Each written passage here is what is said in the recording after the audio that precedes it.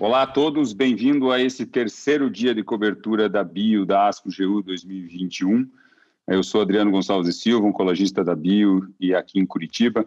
E hoje comigo para destacar esse terceiro dia, esse sábado de carnaval, está comigo o Igor Morbeck, que é oncologista clínico do Sírio-Libanês em Brasília. Tudo bem, Igor?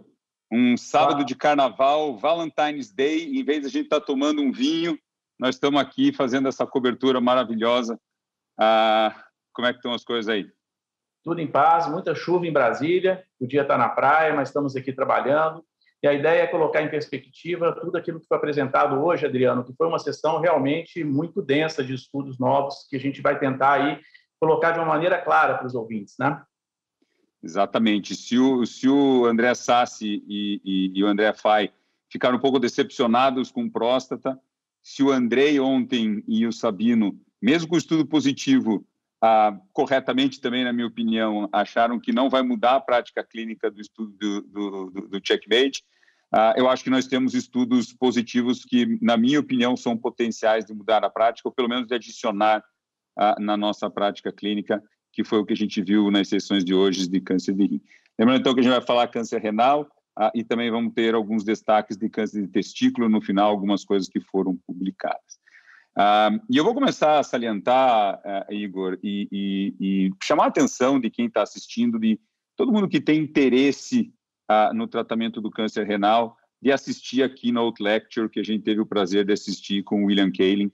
Para quem não sabe, o William Kaelin foi merecedor do Prêmio Nobel de Medicina pelo seu trabalho com a proteína de VHL, com todas as descobertas, e que, obviamente, culminaram aí com diversos tratamentos, né, seja angiogênicos e agora com o HIF-2α.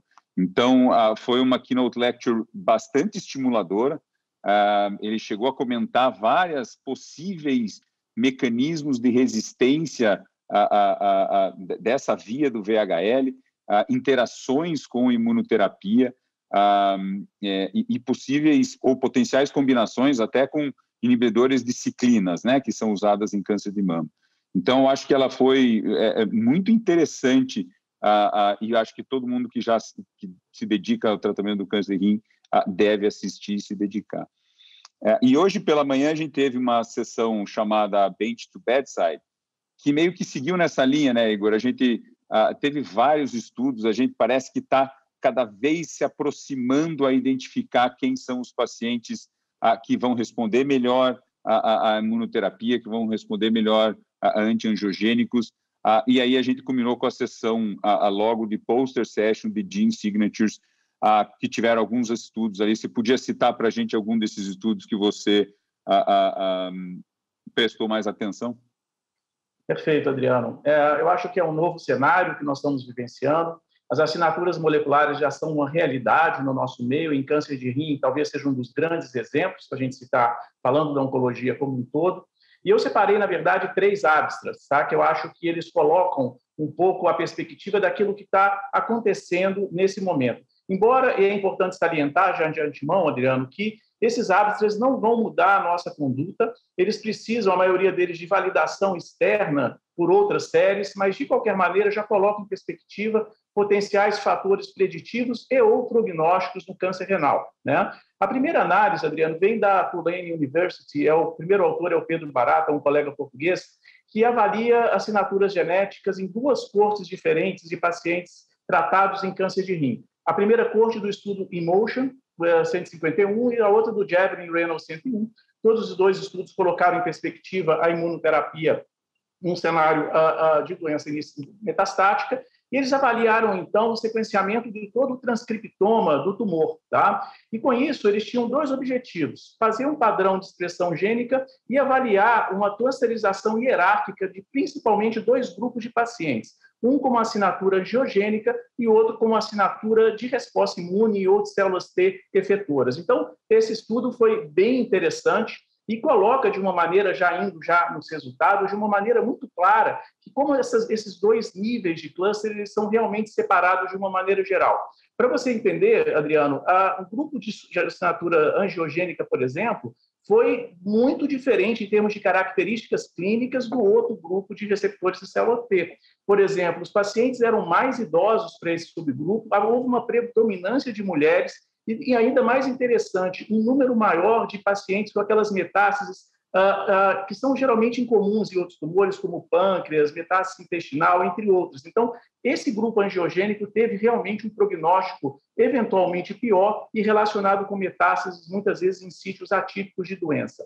Já para o subgrupo de pacientes com assinatura de célula T, houve, como também esperado, uma maior presença de PDL1 e também de tumor mutation burden, que nesse grupo de pacientes teve, então, um número maior. Obviamente que esses achados, eles separam dois tipos de pacientes com carcinoma de células claras. Isso pode ter um potencial preditivo para nós muito importante em selecionar terapias de imunoterapia mais imuno versus imuno mais TKI, ou eventualmente até TKI. Então, eu acho que já é uma perspectiva interessante.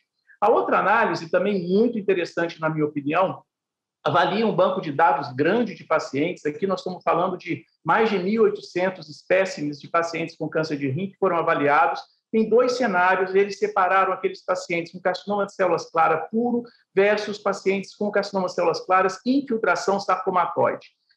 O número de pacientes com carcinoma de células claras para essa análise foi de 1.664 pacientes versus 160 pacientes para o grupo de pacientes com alguma variante sarcomatoide. E aqui também, bastante interessante, foi feita uma análise que relacionava, obviamente, uma assinatura com o potencial de maior predição de resposta com imunoterapia, e aqui a gente está falando de genes realmente relacionados a não só TMB e eventualmente estabilidade microsatélite, mas outros genes também relacionados à proliferação celular. E o que esse estudo mostra, então, mais uma vez, uma separação muito clara em termos de expressão gênica. Para aqueles pacientes que eram carcinoma de células claras puro, houve uma presença maior de genes supressores de tumores. Aqui a gente está falando, como você citou, o gene de von Hippel-Lindau, estamos falando do gene TSC2, aquele gene que prediz uma maior sensibilidade a mTOR. Essa assinatura foi maior para aqueles pacientes com carcinoma de células claras puro.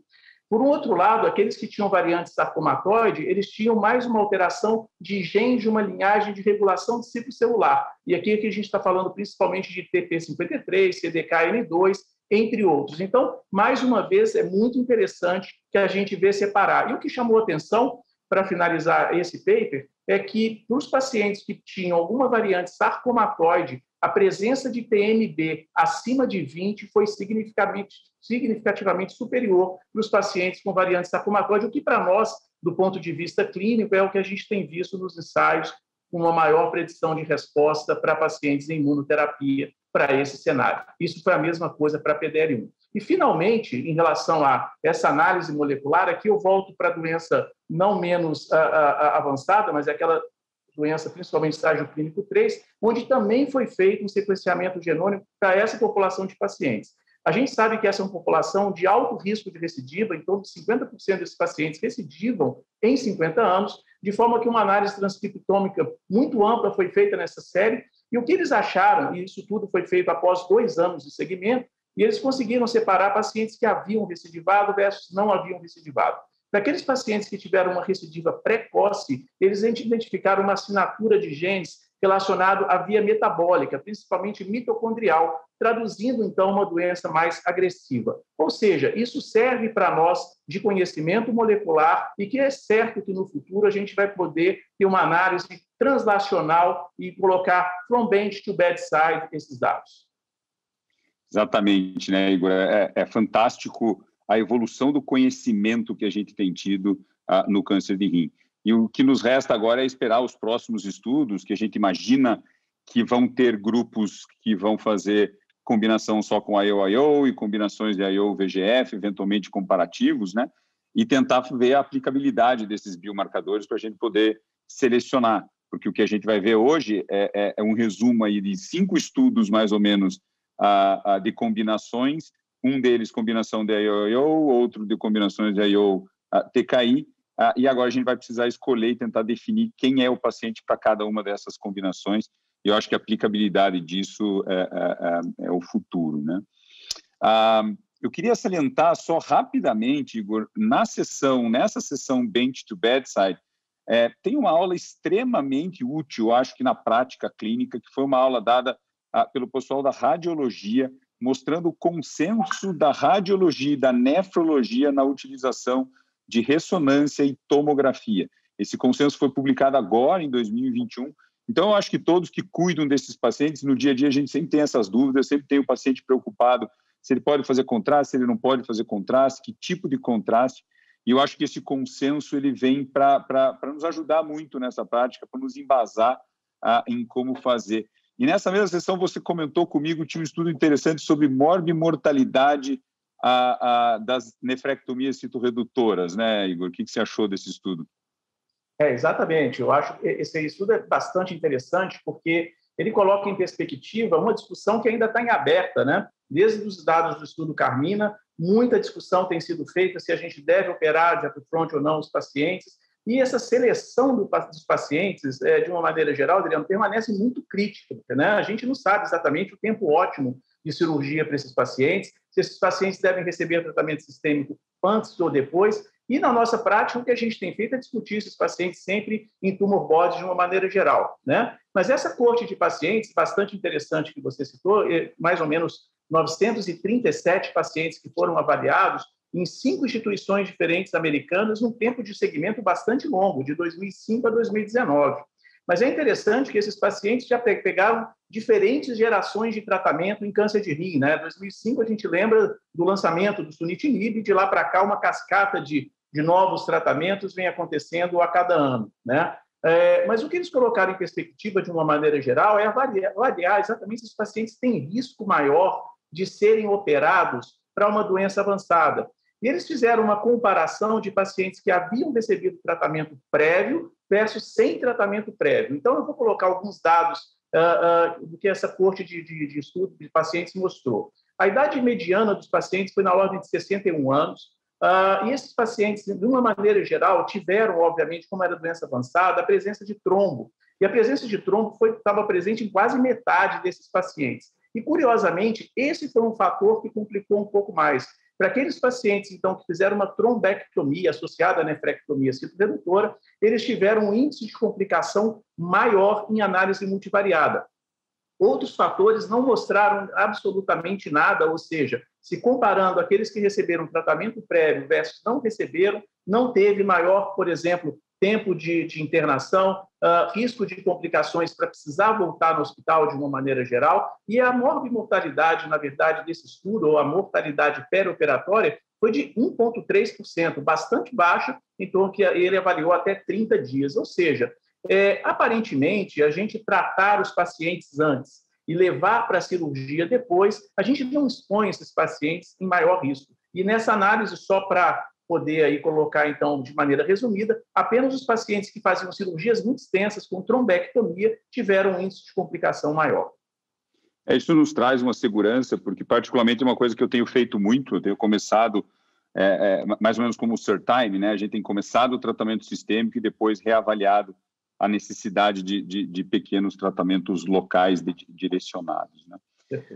Outra sessão pôster, agora chegando já no tratamento em si da doença metastática, outra sessão de pôster que foi hoje cedo, era aquela sessão que tinha que conseguir entrar ali, os 30 primeiros entravam, foi a discussão, ou pelo menos os updates dos clinical trials. E a gente teve updates que eu vou chamar a atenção aqui, 3 deles, o update do Checkmate 214, que é o estudo do IPNIVO, o update do Keynote 426, que é o do Pembro e Axi, e também do Checkmate 9ER, que é o do Nivo e cabozantinib. Então, no Checkmate 214, eles apresentaram um dado que até é curioso, que foi como esses pacientes progridem, né? E o curioso foi que a maioria dos pacientes que fizeram IPNIVO e que responderam, eles tiveram mais de 50% das suas progressões com lesões únicas em apenas um órgão. E isso é bastante interessante porque traz à tona a possibilidade de, nesses pacientes, você fazer um tratamento local mais ablativo, né? Isso que foi interessante, a maioria dessas recidivas foi especificamente em apenas um órgão, então, diferente do grupo que foi tratado com sunitinib. Eu acho que é difícil, eu não sei se você tem algum insight sobre o porquê disso tudo, mas talvez sejam mecanismos imunes, de escape imune, mas acho que abre aí a oportunidade de fazer esses tratamentos locais. E uma coisa que foi demonstrada, e também não é só no grupo do ipinivo, mas também no grupo do Sutent, é que muitos pacientes recidivaram em sistema nervoso central com doença sistêmica controlada.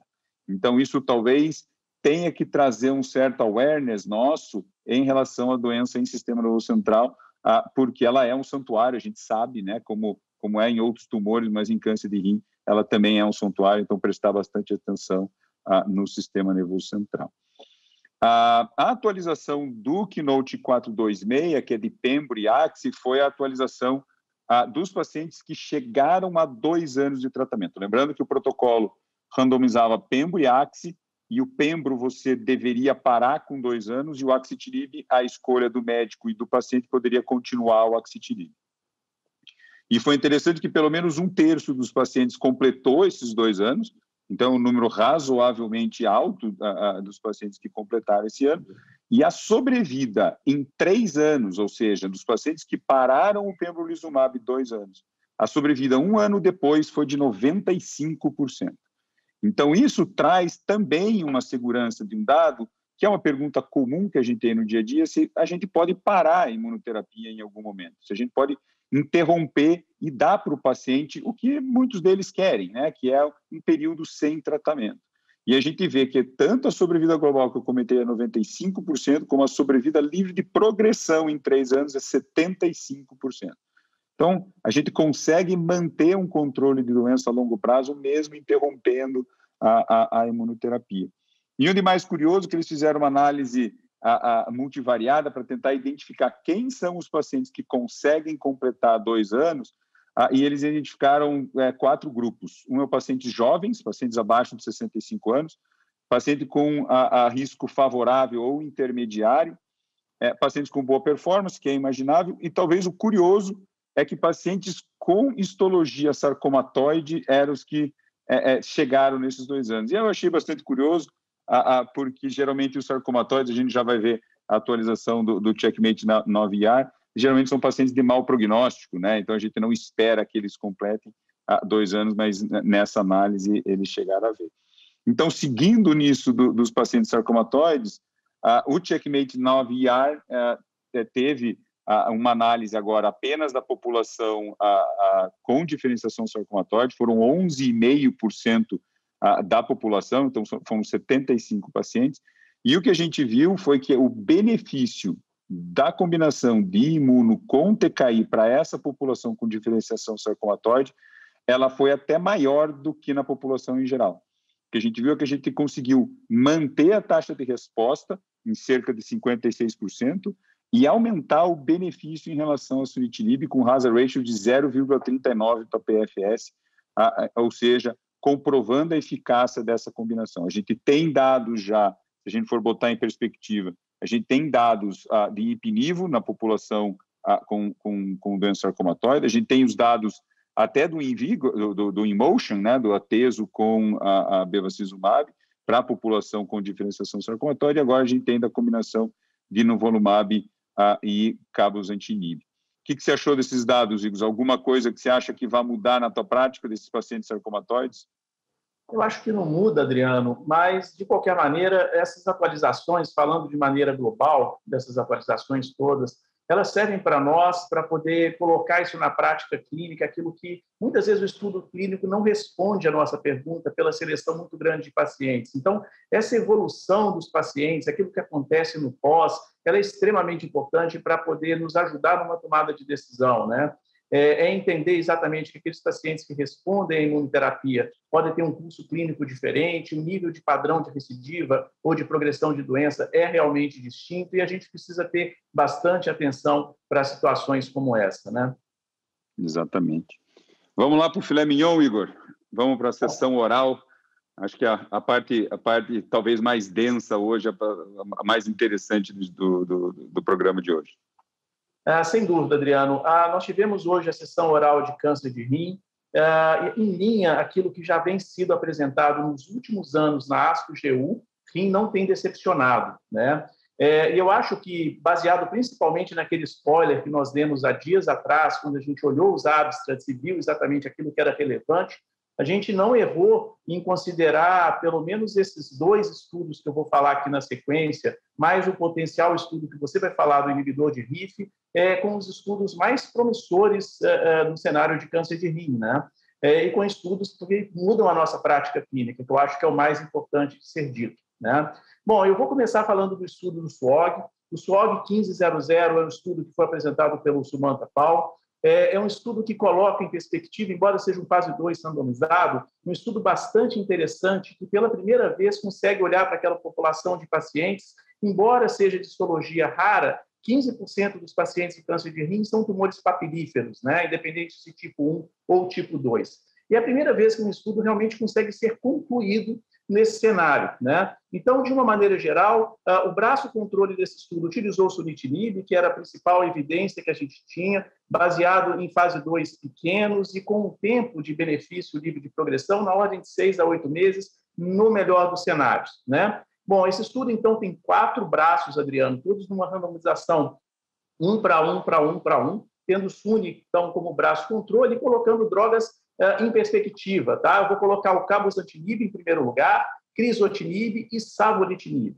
O objetivo primário desse estudo foi avaliar a sobrevida livre de progressão e que teve também como objetivo secundário sobrevida global, taxa de resposta, avaliação de eventos adversos e outras análises exploratórias, tá? E esse é um estudo positivo, tá? Esse estudo que atingiu o seu objetivo pré-especificado, colocando o cabozantinib em superioridade às demais drogas. Isso realmente é bastante relevante, porque é a primeira vez que a gente vê uma droga superior à outra nesse cenário específico de pacientes de carcinoma papilífero, né? O hazard ratio de benefício aqui foi de 0,6 em comparação ao sunitinib, levando, então, uma redução do risco de progressão na ordem de 40%, favorecendo o cabozantinib, que é uma droga inibidora de tirosina quinase de última geração, multi-alvos, mas que também inibe o MET, né? Super importante. A análise de sobrevida global, talvez um pouco prematura, ainda não mostrou um ganho significativo desses 4 braços, então a gente não consegue falar muita coisa, mas não houve absolutamente nada.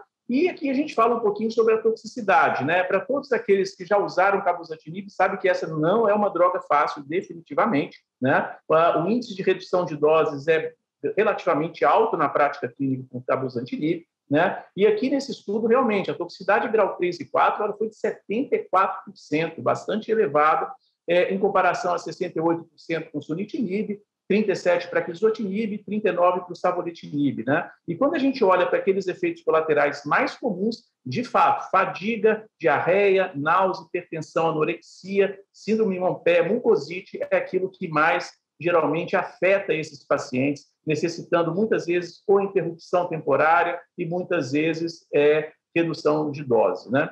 Bom, então esse é um estudo que muda a nossa prática nesse momento e eu acho bem interessante. Não sei se você quer comentar alguma coisa antes de eu passar, talvez, para a grande estrela dessa ASCO-GU, né? Eu concordo com a tua análise do SWOG. Eu tenho 2 ou 3 pontos que eu ainda ficou um pouco, não me incomodando, mas de dúvida em relação ao SWOG, né? Um é, a gente comprovou que o sunitinib, apesar de ser o nosso tratamento de escolha até os dias de hoje, a taxa de resposta para papilífero é extremamente baixa, né? Então, o estudo deu uma taxa de resposta de 4%, e se a gente for ver o estudo Savior, né, o Savoie, que é o estudo que foi publicado no ano passado, na comparação do sunitinib com o savolitinib, lá a taxa de resposta foi 7%. Então, confirmando que as taxas de resposta do sunitinib é baixa. E a taxa de resposta ao cabozantinib foi 23%. O que me ficou um pouco... me incomodou um pouco é que no Savoie, o savolitinib performou até melhor, né? Teve uma taxa de uma sobrevida livre de progressão aí de 7 meses, teve uma taxa de resposta de 27%, e apesar da taxa de resposta no SWOG do savolitinib ter sido alta, ele foi dado como fútil naquela análise interina logo depois, então foi excluído. E o terceiro ponto é a questão, eles fizeram uma divisão em relação à histologia, e isso eu acho interessante, porque eles tentaram diferenciar o benefício para o papilífero tipo 1 e o papilífero tipo 2, e parece que o benefício, embora seja um pouco melhor para o cabozantinib no papilífero tipo 1, ele também é grande no papilífero tipo 2. Né? Então, acho que isso é bastante interessante. Na prática clínica, a gente sempre tem dúvida, o tipo 1, o tipo 2, um é melhorzinho, um é piorzinho, qual que a gente trata? Então, acho que vale a pena. E a gente vai ter que esperar os dados da análise de MET, né? Porque eles não fizeram análise de MET, eventualmente eles vão fazer, não foi selecionado os pacientes com alterações de MET, então a gente vai ver no futuro. Vai lá para o CLEAR, então, o grande estudo da ASCO-GU desse ano, na minha opinião. Eu acho que a gente teve alguns estudos, né, em Bexiga, principalmente o estudo fase 3 do Ifopumab, mas o estudo CLEAR, sem dúvida nenhuma, é um estudo que teve um impacto muito grande nessa ASCO-GU. Então, colocando em perspectiva, esse é um estudo fase 3, randomizado, com 3 braços, cujo braço principal de investigação é a associação do Levantinib, aí um outro TKI também multialvos, em associação ao pembrolizumab, versus o Levantinib, né, com everolimus, em comparação ao grupo controle, então, o sunitinib. Né? Esse estudo CLEAR, então, ele utilizou uma população de pacientes bastante característica de doença metastática, a maioria desses pacientes eram de risco intermediário, um estudo multicêntrico, global, né? E que randomizou, então, para esses 3 grupos, 1 para 1, e que teve como objetivo primário sobrevida livre de progressão e objetivo secundário sobrevida global, taxa de resposta, segurança e qualidade de vida de uma maneira geral. Esse estudo foi apresentado, então, pelo Dr. Robert Motzer, sempre uma apresentação muito elegante, né, muito clara, de uma maneira geral, né, fazendo aqui uma analogia ao nome do estudo. E esse estudo, na verdade, ele mostra que ele foi absolutamente positivo na sua avaliação primária. A sobrevida livre de progressão realmente foi superior para a combinação Levantinib e pembrolizumab, gerando um hazard ratio de 0,39 em comparação, então, ao braço do sunitinib de uma maneira geral. O braço de Levantinib e everolimus, portanto, um braço sem imunoterapia, Adriano, também teve uma significância estatística em comparação ao grupo controle, gerando um hazard ratio de 0,65, também com significância estatística. Interessante que quando a gente olha a sobrevida de progressão em termos de análise de subgrupo, a gente vê um benefício absolutamente universal em todos os parâmetros utilizados, mostrando que, principalmente para a população de alto risco, o benefício, principalmente, é uma população menor de pacientes. Aqui foram 33 pacientes para o braço da imunoterapia mais Levantinib, foram 37 pacientes com braço de sunitinib, quer dizer, uma população realmente menor, mas que essa população, que muitas vezes em análise sobre grupo a gente não vê tanto benefício, a gente vê claramente que vai muito bem em termos de alto risco. Tá? Da mesma forma, com os outros riscos também foram muito interessantes. Em termos de sobrevida global, aqui chama a atenção um hazard ratio de 0,66, com significância estatística, um P de 0,05, mais uma vez favorecendo a combinação Levantinib e pembrolizumab em comparação ao sunitinib. A comparação aqui entre Levantinib e everolimus versus sunitinib, ela não foi estatisticamente significativa, quer dizer, não teve ganho de sobrevida global para esse braço sem imunoterapia de uma maneira geral. De novo, quando a gente olha a análise de subgrupo desse estudo CLEAR, a gente vê que claramente os pacientes se beneficiam de uma maneira universal em todos os parâmetros avaliados e chamam a atenção mais uma vez para a população de alto risco, que também foi muito bem nesse estudo, de uma maneira geral, com ganho de sobrevida global. A taxa de resposta impressiona, viu, Adriano? 71% de taxa de resposta objetiva versus 53%, que foi muito bem esse grupo de Levantinib e everolimus, na minha opinião, 53% de resposta, né? Mais uma vez ganhando aí um cenário bastante distinto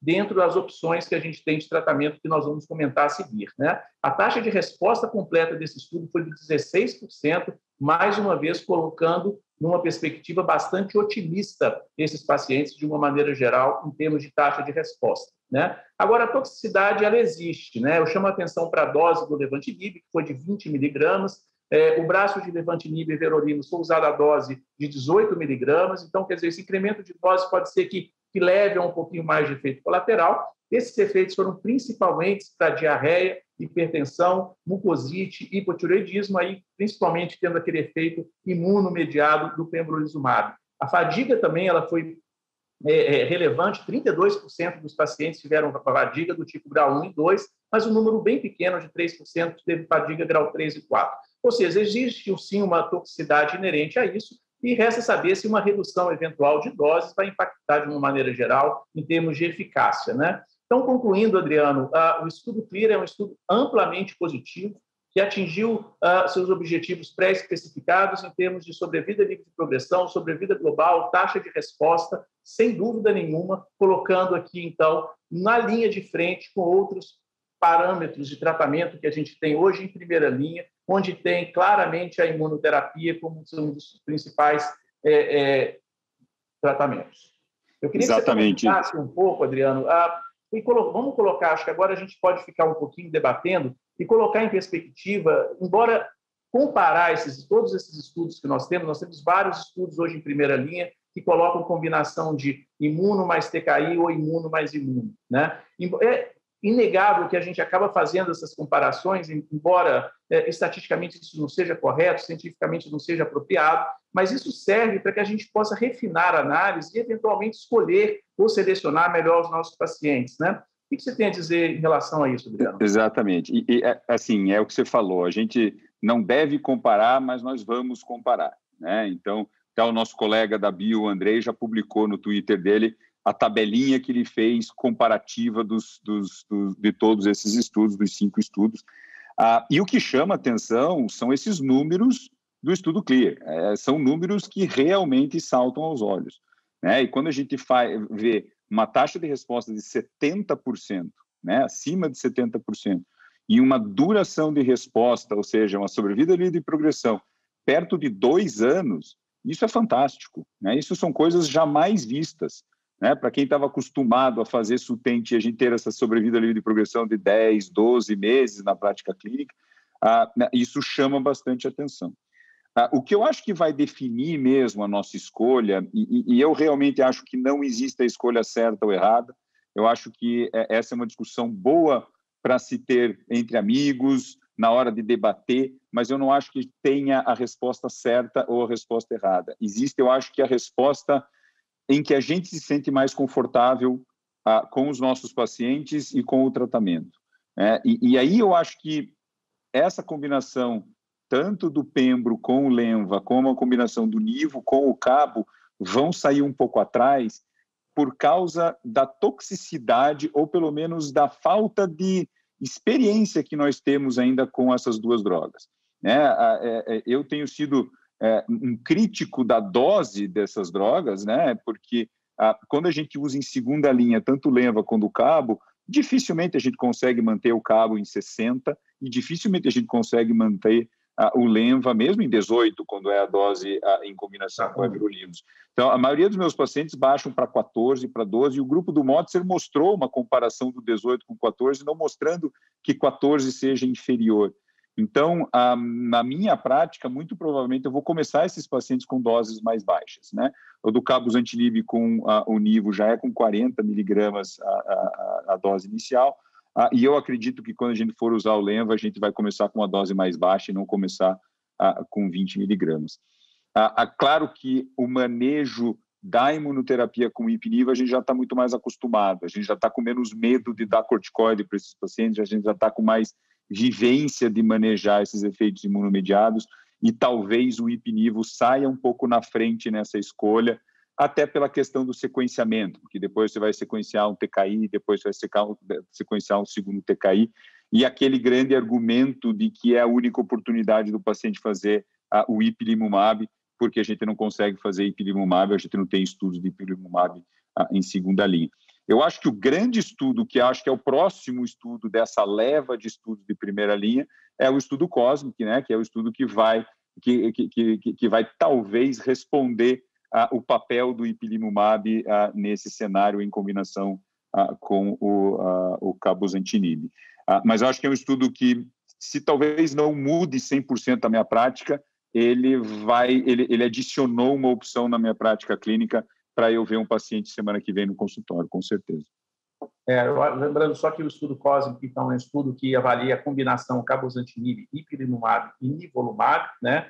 Talvez seja aí o próximo grande estudo a somar dentro desse novo arsenal de tratamento que a gente tem. Eu acho que análises de sobrevida, de qualidade de vida, Adriano, são importantes. Estudos que olham para isso no segundo momento, eles nos ajudam a entender um pouco melhor aquilo que o paciente realmente sente na hora de um tratamento, dessa escolha de tratamento entre essas drogas.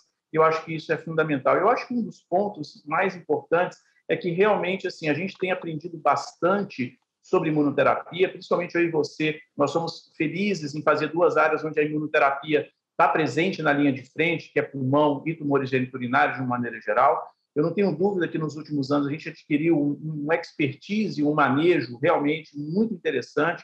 Isso talvez abre para nós aí uma possibilidade, né, da gente poder encarar protocolos que eventualmente as pessoas possam ter algum receio, que é o caso da combinação mesmo de ipilimumab e nivolumab de uma maneira geral, né? Mas eu acho, Adriano, que assim, em linha geral, a opção de tratamento hoje para câncer de rim é uma coisa absolutamente incrível, né? A gente jamais esperava isso. Se você olhar durante todo o desenvolvimento de câncer de rim, desde o uso de TKI a outros eventuais sequenciamentos de tratamento, colocando emitória, etc., e a gente olhar para isso que a gente está vivendo hoje, realmente é impressionante. A mediana de sobrevida desses pacientes realmente é algo que a gente não esperava ter. Impressiona, né? Tão cedo. Isso, há 15 anos atrás a gente não tinha uma droga, né, Igor? É impressionante. E só para terminar esse assunto, tem um pôster que foi apresentado agora no finalzinho da tarde, do grupo do Daniel Heng, do IMDC, mostrando uma análise retrospectiva de quase, se não me engano, eram 1.000 pacientes, os últimos 1.000 pacientes tratados com primeira linha de câncer de rim, onde a maioria foi tratado com ipinivo, alguns pacientes foram tratados com combinação de TKI, e os dados que eles demonstram, tanto como taxa de resposta, PFS, sobrevida global, batem 100% com todos os dados que a gente tem desses estudos, né? Então, tendo uma taxa de resposta um pouco maior para a combinação de TKI, mas um rabo da curva de sobrevida um pouco mais longo para o ipinivo. Então, acho que isso é interessante, porque é um estudo de real world que a gente tem para analisar. Para não se estender muito, porque a gente está correndo no tempo, Igor, então, os últimos 2 estudos de rim com a molécula belzutifan, uma molécula que agora tem nome, né? Ela é a famosa MK6482, que é o anti-HIF2-alfa, que foi, como eu já comentei, extremamente explicada de como ela funciona na Keynote Lecture que a gente teve. Então, foram 2 estudos. O primeiro estudo, na verdade, é a publicação continuada do fase 1/2 dessa medicação, demonstrando aí as respostas, os desfechos de 55 pacientes que receberam a dose final de 120 miligramas ao dia. E num follow-up aí de 27 meses, ou seja, já é um follow-up bastante prolongado, a gente viu numa população politratada, 60% dos pacientes já tinham recebido pelo menos 3 linhas de medicação, então é uma população super tratada. A gente teve uma taxa de resposta de 25%, com um controle de doença de 80%, sendo que 64% na waterfall plot teve redução do tamanho da lesão-alvo. Então, é uma droga extremamente ativa, que parece que as respostas não são imediatas, elas são respostas lentas e contínuas, e que parece ser promissora, né, no tratamento. Quando a gente vai botar em perspectiva comparativa essa molécula com, por exemplo, o cabozantinib em segunda, terceira linha, ela compara até favoravelmente com dados históricos para essa população politratada. Então, acho que a gente está bastante ansioso para pegar essa molécula, para a gente ter essa molécula. Eu ainda acho que não é mudança de prática, mas lembrando que a gente tem no Brasil, e daí eu convido todos a procurar um centro perto da sua cidade. A gente tem um estudo 005, né, que é o estudo do belzutifan randomizado contra everolimus em terceira ou quarta linha, tem alguns critérios. Esse estudo está aberto no Brasil. A gente sabe que o Fábio Schutz tem aberto, ele que tem randomizado bastante os pacientes lá na Beneficência Portuguesa, e vários outros centros pelo Brasil também tem esse estudo. Acho que é uma oportunidade grande dos pacientes começarem a ser expostos a essa medicação. E antes que você fale do RIF, a tua ideia do RIF2-alfa, o último estudo foi um estudo de combinação do RIF2-alfa, né, do belzutifan com cabozantinib, Eu vejo esse estudo mais como uma prova de conceito, né? Então, tentando combinar, mais ver a feasibilidade de você combinar essas duas drogas. Eram duas coortes, era uma coorte de pacientes virgens de tratamento e uma coorte de pacientes já que receberam a imunoterapia. E foram 52 pacientes que receberam a combinação, então, do belzutifan com cabozantinib, mostrando uma taxa de resposta de 22%, então, corroborando com o que a gente viu no estudo que eu acabei de comentar, e também 88% de redução de lesão-alvo com um controle de doença de 90%. Então, realmente parece uma droga extremamente ativa. Em termos de toxicidade, a toxicidade grau 3, principalmente em relação à fadiga e anemia, ela não é baixa, mas não tivemos nenhum efeito colateral grau 4 ou 5. Então, parece ser uma droga extremamente segura. Apenas a anemia, que a gente já viu através de outros estudos, que ela é facilmente manejável, seja com transfusão ou até com fator de crescimento, e a fadiga e hipóxia, que é natural, o efeito colateral. Então, a gente está ansioso para ver. Não sei quais são as tuas expectativas no futuro aí em relação a essa molécula.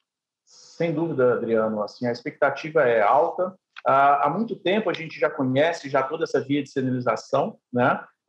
E a gente claramente esperava algo druggable dentro desse cenário de RIF, né? E finalmente isso aconteceu.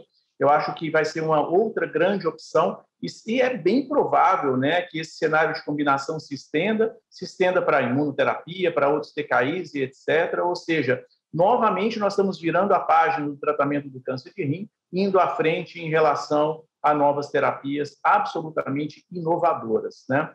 Adriano, para finalizar, eu acho que você colocou em perspectiva muito bem a questão do RIF2-alfa e a gente tem um tempo a cumprir.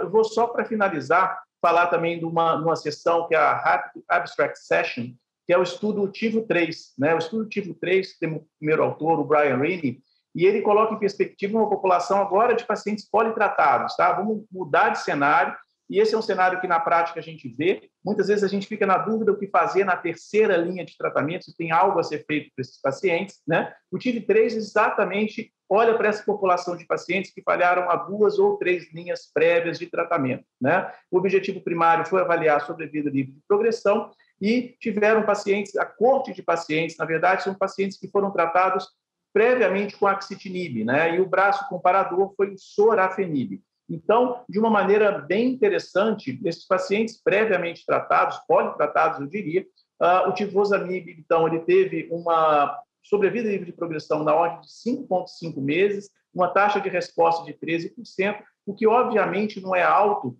mas quando você compara a outros TKIs, principalmente de primeira geração, é que ele comparou com o sorafenib, por exemplo, a taxa de resposta é muito baixa em relação ao sorafenib, em comparação ao tivozanib. Quer dizer, é uma opção de tratamento. A gente não tem o tivozanib ainda, a gente não sabe como é que está a linha de desenvolvimento dessa droga, se realmente ela vai chegar a uma linha de frente ou não, mas o ponto que esse estudo também coloca para essa população de pacientes uma outra opção, né? Eu acho que a gente pode finalizar, Adriano, agora, falando um pouquinho de câncer de testículo, né? Rim realmente a gente se estende porque, obviamente, é o grande ponto mais importante desse congresso, né? Sem dúvida nenhuma, esses estudos que a gente colocou em perspectiva, mas a gente tem 2 estudos principais para falar de rim, de testículo, que a gente selecionou. Você quer falar do estudo TRIST? O que você achou dele, Adriano? Posso falar do TRIST. O TRIST, então, é um estudo que eu acho que ele é muito bom para a nossa prática clínica do dia a dia. Ela responde uma pergunta que a gente quer saber a resposta e estava esperando a resposta. Eu ainda acho que tem alguns pontos que ficam em aberto, mas é um estudo que avaliou pacientes que estavam em surveillance para seminomas tratados, e eles randomizaram, então, 669 pacientes a receber, nesse acompanhamento, nesse follow-up, 3 ou 7 exames, que poderiam ser 3 tomografias ou 3 ressonâncias, ou 7 tomografias ou 7 ressonâncias. E o que a gente viu é que o endpoint era tentar identificar pacientes que recidivavam no retroperitônio, e o que a gente viu foi que a ressonância ela não foi inferior à tomografia. Então, possibilitando, tinha-se muita dúvida de como que seria a análise dessas ressonâncias do retroperitônio, se seria igual às da tomografia. Então, a ressonância ela não foi inferior. A gente teve, desses 669 pacientes, apenas 10 recidivas em estadio 2C ou mais, né? Então, um número de recidiva extremamente baixo e uma sobrevida global de toda a população de 99%, que é o que mostra. As minhas dúvidas em relação a esse estudo, Igor, outra coisa que o estudo mostrou é que o 3 exames talvez não sejam pior do que 7 exames. Então, a dúvida que ficou comigo é: a gente está preocupado com a irradiação, então vamos fazer ressonância. Mas se a gente pode fazer 3 exames, então talvez 3 tomografias sejam o suficiente. Daí vem a questão de custo-benefício, né? A ressonância, obviamente, é muito mais cara para um país como o nosso. Então, o que mostra para mim desse estudo é que a gente pode fazer menos exames, a gente pode fazer ressonância e a gente pode limitar esses exames até 3 anos, porque a recidiva depois de 3 anos desses pacientes é bastante rara. Em perspectiva para o futuro, e tiveram alguns pôsteres que eu não vou comentar, vai ser a utilização dos microRNAs, né, que são os marcadores talvez mais sensíveis de presença de doença, e como que esses marcadores vão entrar nesse segmento desses pacientes. Talvez a gente nem precise fazer tomografia desses pacientes mais. Excelente, Adriano. E o último estudo que eu acho que a gente coloca aqui para discussão é um estudo chamado SEMS. E esse é um estudo prospectivo, multi-institucional, embora de fase 2, que avalia o papel da cirurgia no seminoma metastático, no seminoma estágio clínico 2. Tá? A gente sabe que, classicamente, a quimio e a radioterapia são um padrão de tratamento para esses pacientes, né? Embora a gente saiba que existam também toxicidades a longo prazo, né? Para aqueles pacientes tratados com quimio ou radioterapia, né? E esse estudo, então, coloca a análise do papel eventual da dissecção linfonodal do reto peritônio, né? Para essa população de pacientes. A gente sabe do papel que existe para a população de pacientes não seminomatosos, mas esse papel para tratamento cirúrgico dos seminomas ainda está absolutamente aberto. Então, esse estudo, então, de várias instituições americanas, eles são mais ou menos 12 sítios de estudos nos Estados Unidos e no Canadá, eles seguiram esses pacientes por aproximadamente 2 anos. Tá? E eles já avaliaram mais ou menos 10 recorrências ao longo desse período todo. A sobrevida livre de recorrência para os pacientes tratados com cirurgias de maneira exclusiva foi de 87%, e a sobrevida global foi de 100%. Quer dizer, os resultados foram muito bons e, eventualmente, comparáveis com os resultados de químio e radioterapia de uma maneira geral. O índice de complicações de pacientes que foram tratados com a linfadenectomia retroperitoneal foi na ordem de 13% a 1 ano, o que foi considerado também dentro do esperado de uma maneira geral. E esse estudo, segundo as conclusões dos autores, obviamente, coloca, eventualmente, como opção de tratamento a linfadenectomia retroperitoneal como uma possibilidade de tratamento para esses pacientes. Na minha opinião, eu acho que a gente precisa reproduzir esses dados de estudos maiores, eventualmente até comparativos de uma maneira geral. Mas, sem dúvida, que foram sessões muito interessantes, viu, Adriano? Isso aí. Esse estudo SEMS, eu acho que é interessante porque ele valida pelo menos um papel da cirurgia para pacientes que tenham contraindicações. Esses dias mesmo eu atendi um paciente sindrômico que não poderia fazer quimioterapia. Eu acho que passa a ser uma opção para esses pacientes, sem dúvida. Agora, claro, foram pacientes bem selecionados, né, Igor? Era 1 ou 2 linfonodos, menor do que 3 centímetros, então também não era qualquer seminoma estadio 2 que eles operaram. Não há dúvida, era um volume pequeno de doença. Exatamente. Mas acho que com isso a gente fecha essa sessão, né, Igor? Acho que vale a pena a gente convidar todos a se inscrever lá no site da Bio para o nosso evento do dia 27 de fevereiro, onde a gente vai discutir um pouco mais a fundo com convidados internacionais. A gente vai ter convidados aí para discutir próstata, bexiga e rim, né, Igor? Então, acho que vai ser bastante proveitoso esse evento do dia 27. Sem dúvida, Adriano. E durante esses 40 minutos nossos de discussão, além do prazer de estar discutindo esses dados com você, eu fiquei tentando escolher qual vinho que está me dando água na boca para eu tomar daqui a pouco dessa adega. Tá, aqui nós temos uma sessão de Cabernet americana ali embaixo, vou escolher um deles e depois eu te mando a foto. Para lembrar de São Francisco. Isso aí. Então, um abraço, Igor. Ano que vem nós vamos estar em São Francisco, hein? Parece que também vai ser ali no meio de fevereiro, eles já anunciaram a data, acho que é de 13 a 17. Vamos esperar que esteja tudo certo, todo mundo esteja seguro e a gente possa ir. Um abraço a todos e nos vemos dia 27, então. Um abraço, Igor. Abraço a todos.